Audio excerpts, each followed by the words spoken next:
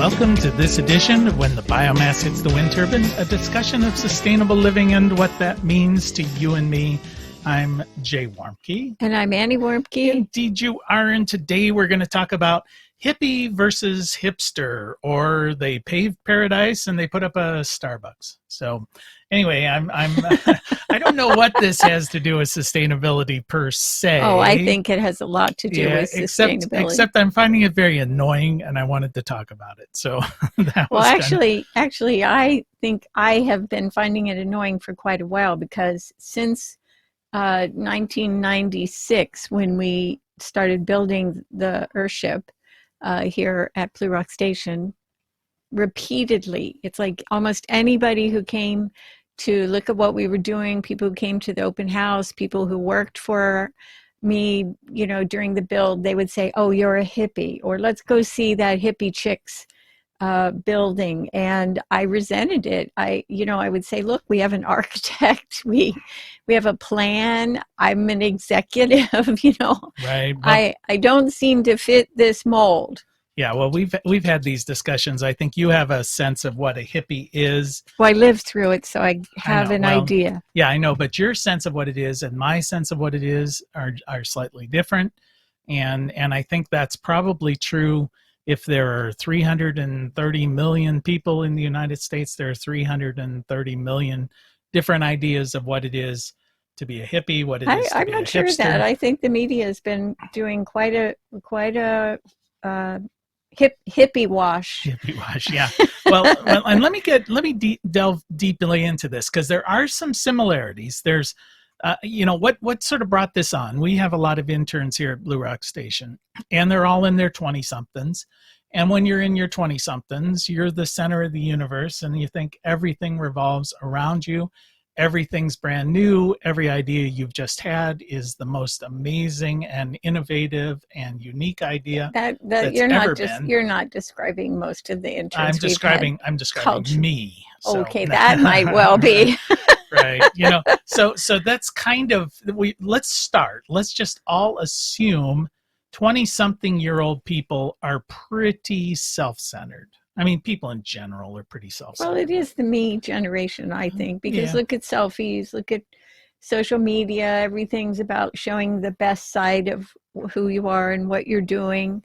Everybody has an amazing family and they're talented, and which is not true.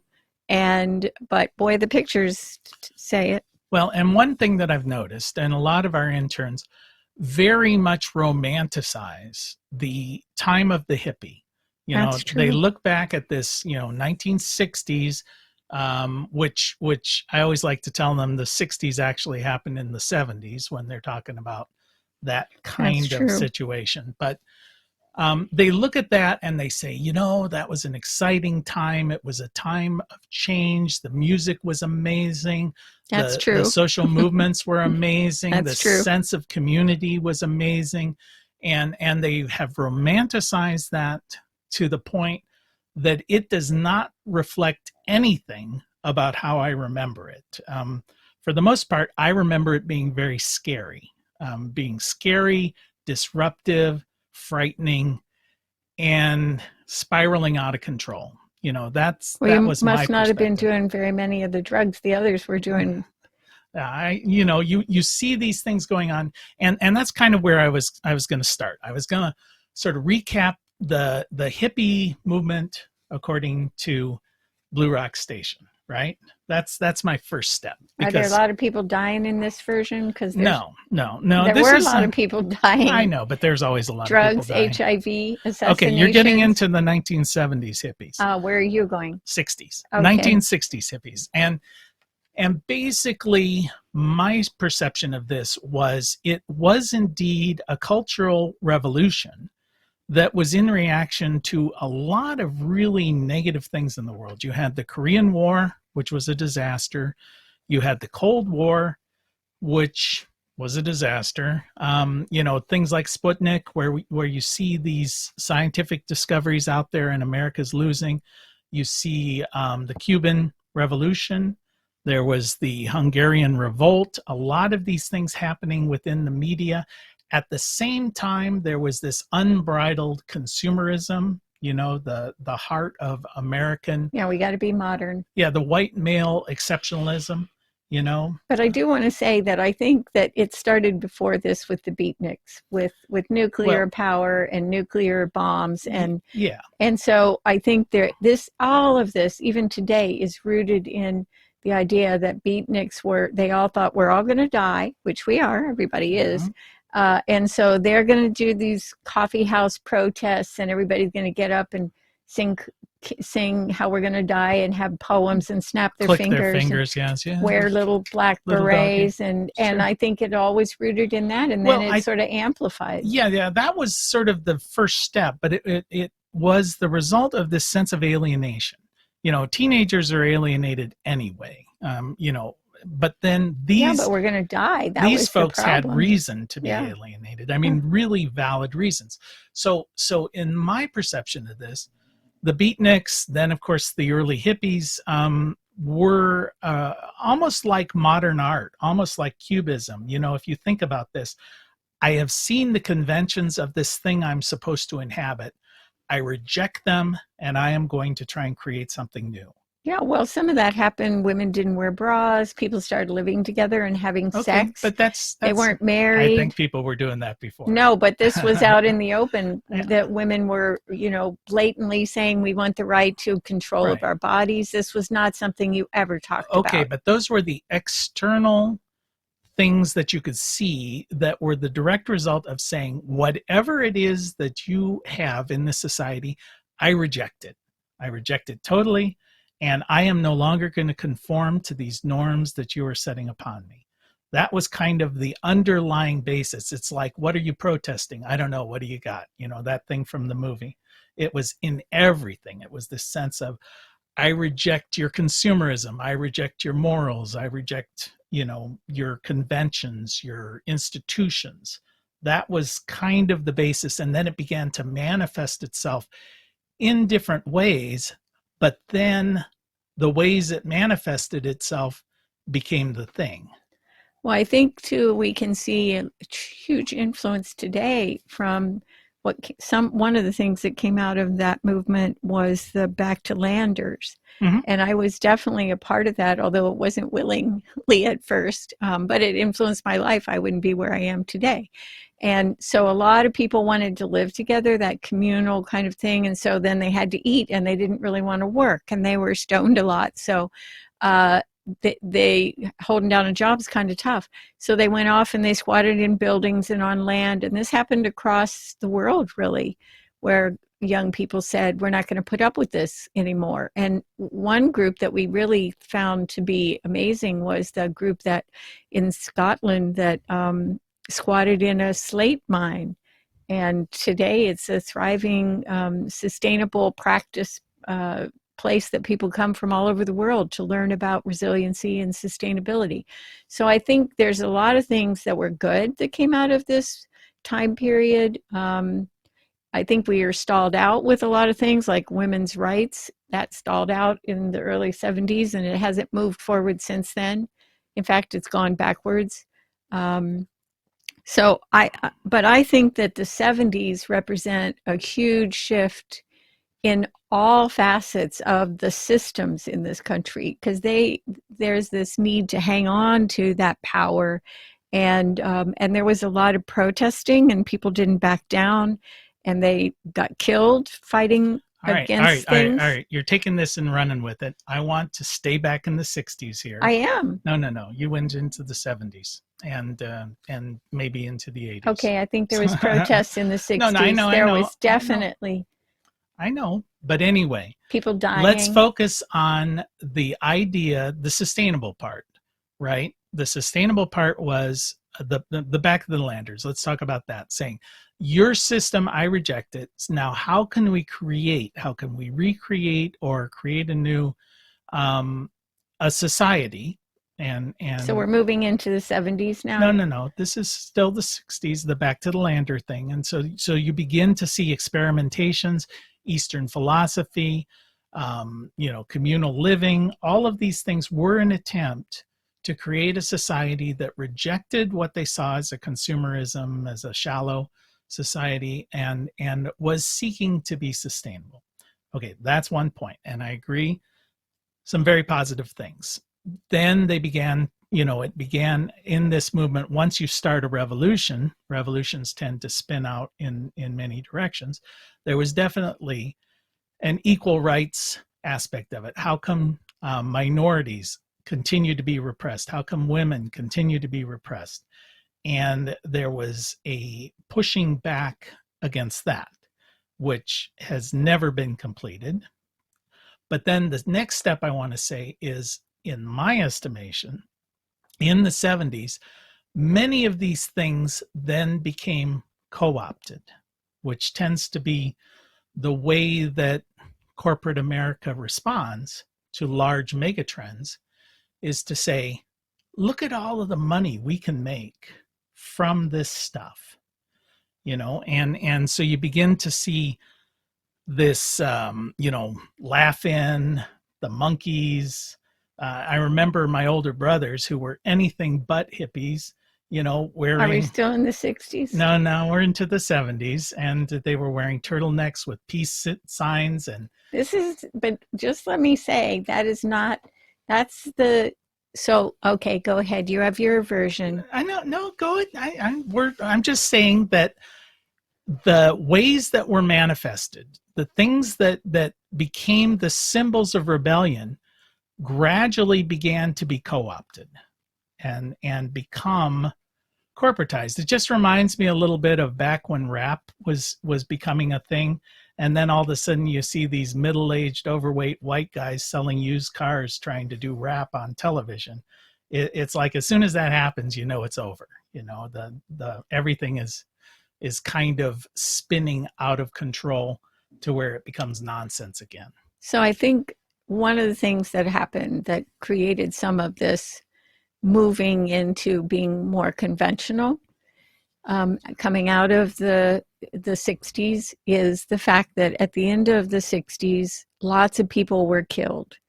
People who were famous, people who were symbols of, trying to fight back against racism. Even Robert Kennedy, who said and did many things to stand up about racism. And I'm not saying he was great or anything, but so all these people were being killed. And I think, at least for me, graduating from high school in 1969, there was this sense of real terror. I remember when Kennedy got shot, that was kind of like the end of this series of people. And Eisenhower, who'd been president of the United States, died around that same time. And it just felt like all these people were dying. And then there were all these soldiers on college campuses, shooting kids and macing kids. And so there wasn't any place to be that felt safe. Right. I would say that's where things begin to spin out of control. Yeah. Because people are people, right? And if you create, you might have started out saying, listen, this is going to be this wonderful, we're looking for nirvana. We're looking to recreate society in this peace, love, and happiness thing. But then folks come in with their anger and their own agendas. And as you say, I remember as a kid, it just felt like people were being assassinated. There were protests. The Vietnam War kind of, was like dropping a nuclear bomb into all of this, because literally you could die. Well, these were our brothers and our sons and our sisters and our daughters who were going off to Vietnam, and they weren't going because they necessarily wanted to. They were conscripted. They were forced in by a lottery. And so there was a whole lot of systems that were forcing people when we didn't want to be forced. And so to me, I think it felt like when the Beatles changed their music from what they had originally to when they got more, India kind of thing. And I just remember thinking, wow, something's really shifted in the world. Okay, with that shift, I'm going to remind everybody you are listening to When the Biomass Hits the Wind Turbine with Jay and Annie Warmke, reminding you it is and was the end of the world as we know it. And thank God. All right. So on the Beatles, as they go from "I Want to Hold Your Hand" to number 9, Hare number Krishna. 9, or yeah. Hare Krishna, Hare Krishna. Yeah, and of course that was sort of a cultural manifestation. So okay, I think we're agreed. Starts out as something saying, it's almost like every revolution, I want to change the system, but then it just spun out of control. Now, the first problem is you can't change the system. It's not broken. It works right. just the way it's supposed to. Okay, so there was a lot of manifestations of this that now in today's youth culture, and we'll call it the hipster culture, although what's interesting is people at the time liked to be identified as hippies. Today, nobody likes to be identified as a hipster, even when they're But what clearly, is a hipster? Okay, well, I'll get into that in a second. But they this hippie mindset, this hippie manifestation is being idealized. So let's agree that the stereotype that's given by today's youth, at least the ones that talk to us, is nothing like what was real in that moment. It's a caricature of it. Well, I think that happens a lot in history, but I do want to say that I think there are a lot of people, at least that I have met, that attend these current versions of music festivals that do identify as hippie, and they feel really proud that they're hippies, whatever Right. that means. Okay, well, let's talk about the commonalities between the hipster and the hippie, all right? One is it's largely a white, middle-class, privileged... The hippie. Both, the hipster and the hippie. Okay. These are mostly young, white, privileged, self-absorbed, middle-class people, and they got good music and love to party. Does that sound fair? I don't know if they have good music or not. Well, I'm going to assume it's good. Some of it that's more folksy I really like, but some of it I find to be noise. Okay, well, that's just because you're telling them to get off your lawn, So this music is not for us. Let's just say. No, there's a lot of it I really, really like. Uh-huh. Okay, so I think that my perception of the hipster thing, and I know I'm going to get myself into all sorts of trouble with this, but with whom? Who cares? Okay. Who do you got? Because it is all about conformity. Yeah. The hippie movement was at the beginning about non-conformity. I think it evolved into a conformity thing, and I'll put out as my piece of evidence the Crosby, Stills, Nash song, "I Almost Cut My Hair," and I thought that was a very interesting song when it came out. And the whole lyrics of it is, I almost cut my hair, but I didn't, because I felt like I needed to let my freak flag fly, and I felt like I owed it to somebody. Now, so the whole idea, I owed it to somebody. Yeah. That is the prevailing message of this culture from the beginning of this culture. Well, it's absolutely the driving force. Well, and the hipster thing is how you wear, what you wear, how you dress, how you look, who you like. That is your identity. That's your tribal identity. Who you've liked on Facebook. Who so you have to wear one of those goofy hats then? Yeah, one of those pork pie hats. Oh my gosh. Yeah, to me that's just we're ready for a dope so slap. Old. I know. So this is, and the other thing which got me kind of in this mindset here is I think the hipsters pride themselves on being non-judgmental, yet they are the most judgmental group I have ever seen. And I'm being very judgmental in this, but everything's about judging in this society. Everything. How many likes did you get? How many followers did you get? Who was well, it's canceled. Competition. It's absolute competition that comes out of capitalism. I mean, everything has to be rated. But the thing that I don't understand is I don't really, what does a hipster look like? Because I thought when people would say hipster, I thought, and again, I haven't delved into it because I don't frankly care, is that it somehow really came out of race. So like rap music and all the kinds of dancing and things that they do, these are not white people's things. That they're white people imitating Well, these it's things. very much, and to use the terminology of the day, it's cultural appropriation, but as you're appropriating that culture, you have to be very, very judgmental of anyone who appropriates culture.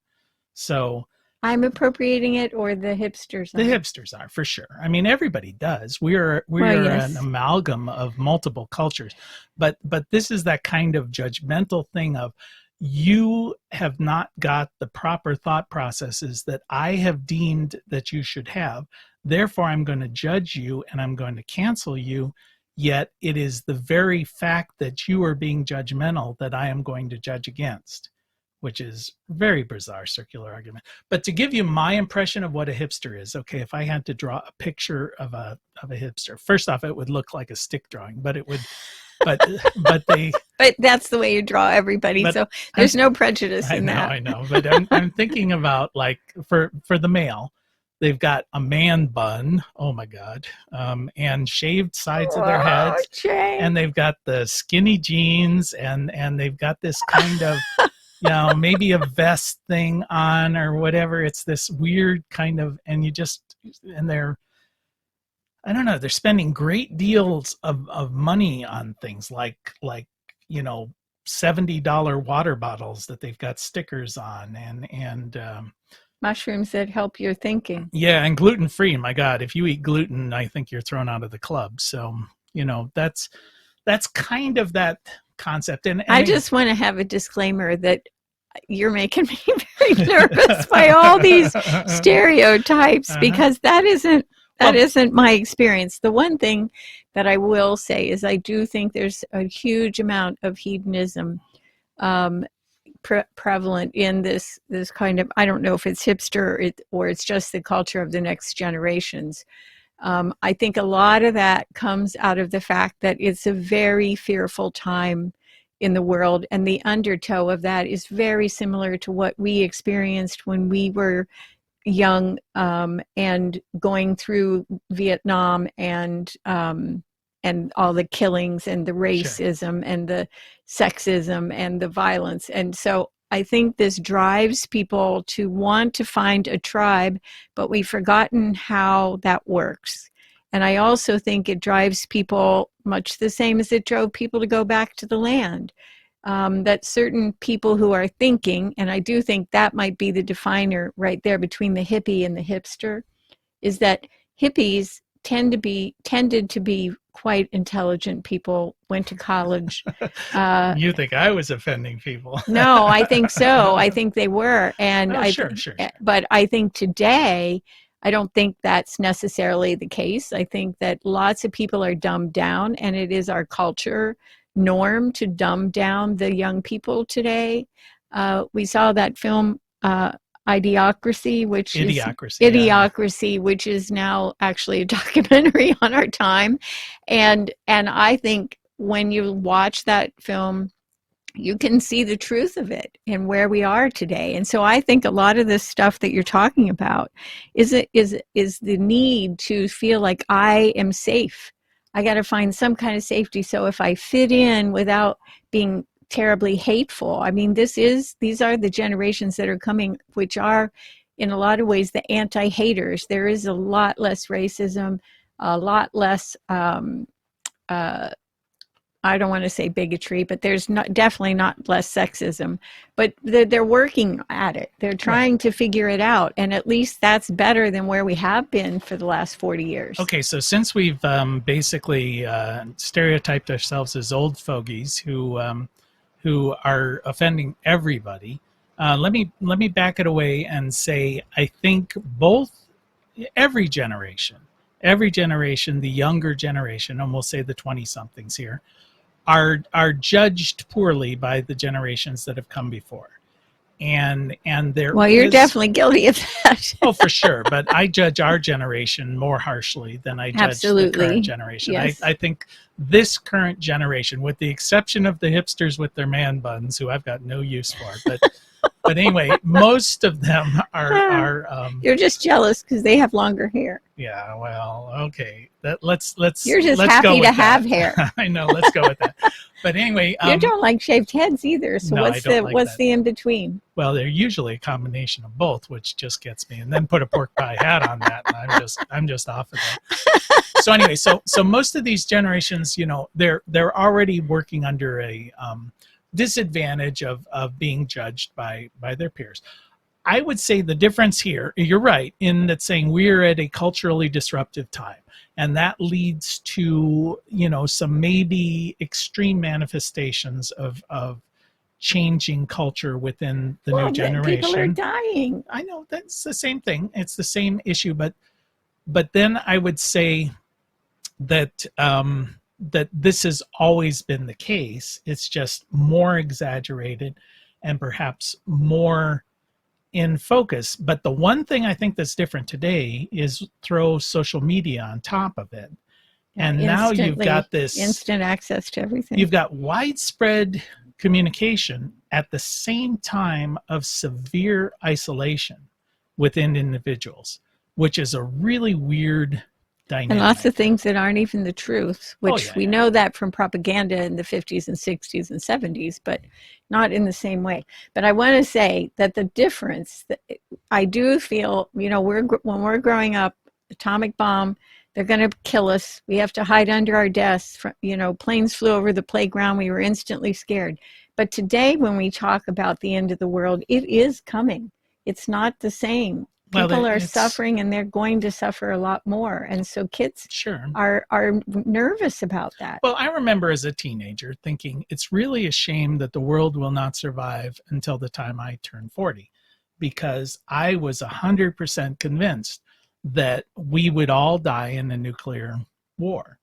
And that was a we came close a few times reality. where we didn't know it. Well, today's teenager is saying it's really a shame that the planet, through global warming or whatever, global climate change, they have that same sense of existentialist dread that their world is coming to an end. And I would tend to agree. I mean, both scenarios were likely. I think this generation faces maybe a slower death, but it is still very, very real. It's a very real concern. And they don't see society taking the steps necessary to stop that from happening. Well, that I think is probably the key, is that we are leaderless. In the 60s and 70s, there were leaders. There were people who stood up and fought back and organized people. Even the music world was full of amazing music protests. And then they were killed. Yeah, well, that's true. But let me say that some of them were not killed, and they kept at it, and they were persistent. So, but today we are absolutely leaderless. Yeah. Well, on that happy note, I will tell you that you have been listening to When the Biomass Hits the Wind Turbine with Jay and Annie Warmke. We want to thank our fearless leader, Adam Rich, for producing this, and thank you for spending just a little bit of time with us. And as your grandmother hopefully told you, the secret to a happy and sustainable life is play nice with others, clean up your own mess. And I don't think she thought about the end of the world, so she thought better eat your veggies just in case. Till next time.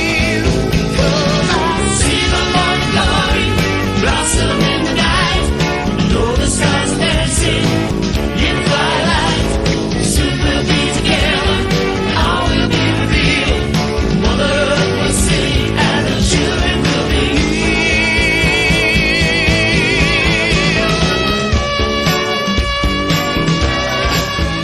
be. You can find more information on living sustainably in our unsustainable world at bluerockstation.com.